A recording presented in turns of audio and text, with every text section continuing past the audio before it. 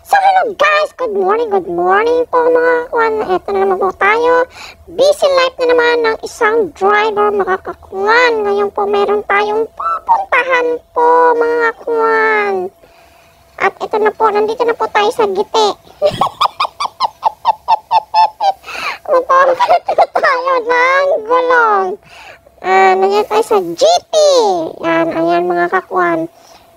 Panwesto ko na po ang aking sasakyan o sasakyan ng amo ko na ginagamit ko na service po sa aking trabaho. Ayan po, pinwesto na at iaangat na nga po mga kakuan. Ayan po, unti-unti na po nilang inaangat yan dyan. Okay, ayan po ang ating gulong. Ay kailangan ng palitan kasi almost nagpas na po siya ng 1 year. 1 year and 4 months na po yan siya. So, kailangan na po natin palitan. Ayan po, tinanggal na ni Kuya ang mga, higpitan na ba tawag dyan? Tornilyo. Ano tawag dyan? Nakalimutan ko na. Mga parts ng sasakyan, pati yun, kalimutan na. Basta yun, tinanggal na, pinaluwag na para tanggalin na ang gulong. Ayan po. So yan, sinasabi sa akin ni Kuya, wala yung pinaka-cover niya daw dyan. Sabi ko, alam ko matagal na yan. Yan, wala na siya. Yung dalawa dyan sa harapan ng aking gulong, wala na po. Ayan, tinanggalan ni Kuya at pinagulong na po niya yan. So ayan po, disclaimer po yan. Yung professional na po ang taong gumagawa ng mga kakuan. Huwag niyo pong itry na magtanggal-tanggal ng gulong. Kailangan po ay dali natin sa pagawaan po talaga yan. Ayan po. Ayan na po yung aking 4 na gulong kasi 4 po talaga ang dapat palitan dyan.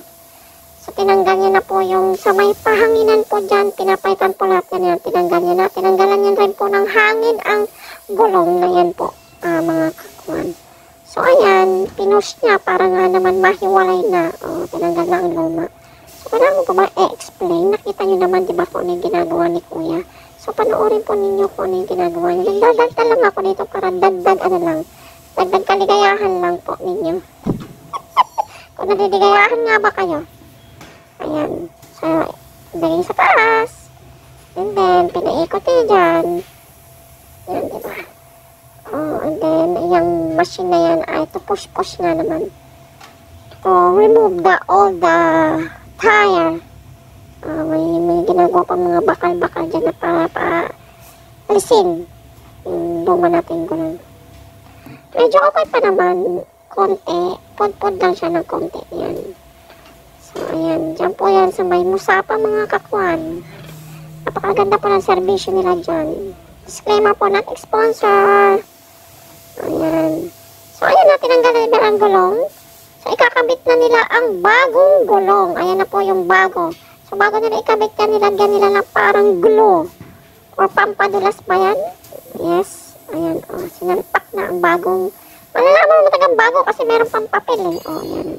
Ilagay ulit nila yung makina, yung machine na yan para ipasok yung gulong dyan sa pinaka-drum. So, ayan. Nakita ko sa inyo kung ano yung nilalagay nila. Inulit ko lang ulit. Ayan yun. Lalapitan ko siya. Ayan yung nilagay niya. So, ayan po. Ano bang ginawa niya? Nilagyan niya po ng hangin na ang gulong natin. So, maraming prosesong ginagawa. Hindi lang basta-basta yan. So, nilagyan niya na po ng hangin yan. Ang gulong na yan. 4 na gulong na yan. Nilagyan niya ng hangin lahat po. Yan. Ayan. Tignan niyo ulit. Okay? Tignan niyo yan. Tumingin pa kasi. Yung isa eh. Talaga naman, alam niya nagkakamera, tumingin talaga si Kuya eh. Ayaw ko nga silang kuhanan eh. So, ayan, sinalpak niya doon. Ngayon, tetas niya na yan kung maayos ba yung pagkapit ng gulong bago niya ilagay sa sasakyan. O ganyan muna ang ginagawa.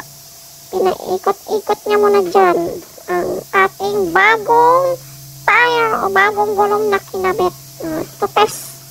At nilagyan niya ulit na ng hangin. Proper na yung hangin talaga na dapat dun sa gulong. Yan. So, ayan po mga kakuan. Medyo ngalay po tayo dyan pero okay lang. Ayun, nakita pa yung ano ni Kuya. Ano ba? tagal naman. Nagkukwentuhan kasi sila, alam mo, nagkukwentuhan sila kasi alam nilang kinukuhanan ko sila ng video. Akala naman nila kinukuhanan ko sa regal mismo sila, hindi naman. Ang kinukuhanan ko lang yung part na ginagawa nila. Hindi sila. So, ayan, nalagyan na po ng hangin ang ating gulong. So, ayan, pinaikot niya, nakita niyo yan. Yan, pinaikot niya na po ng mabilis yan para i-test kung maayos ba ang paglagay. Tapos, parang meron siyang ilalagay dyan. Makikita niyo yan, pag-angat niya. Okay. Angat. Tapos, may kikis-kisin siya dyan sa may side na yan. Binalik ulit. Mali ka. Kala mo, So, reverse naman ang takbo niyan kanina. Basta yun, pa-reverse naman yung ginawa niyang pagpapaikot sa gulong. So, ayan, sabi ko sa inyo, may kinikis-kis sila dyan.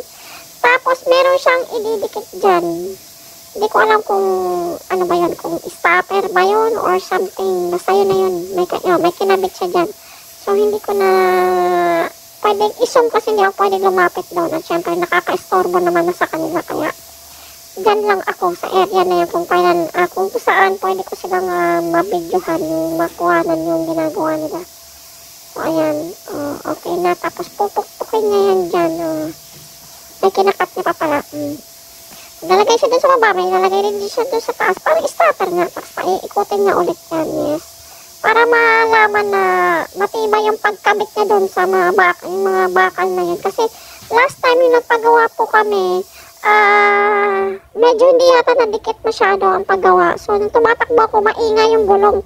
Akala ko mayroon na tornilyo na tanggal or something na nangyari yung pala yung kinabit na yun ay umiikot maluwag. So, ayan na mga kakuan, maayos na po at kinabit na po yung bagong tires. So, ikakabit na nila sa ating sasakyan. Ayan na, naikabit na niya yung iba. Ayan, naikabit niya na po yung sa likod na hindi ko man lang nakita. Diba kasi, alam ko ba kung anong ginawa ko?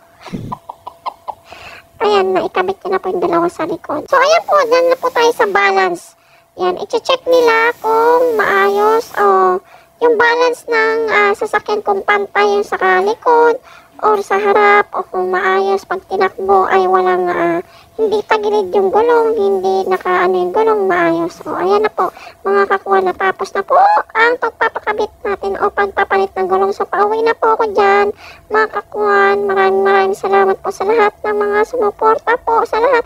God bless you all, mga kakuha. Please like and subscribe po sa ating YouTube channel. Click the notification bell para lagi po kayong updated sa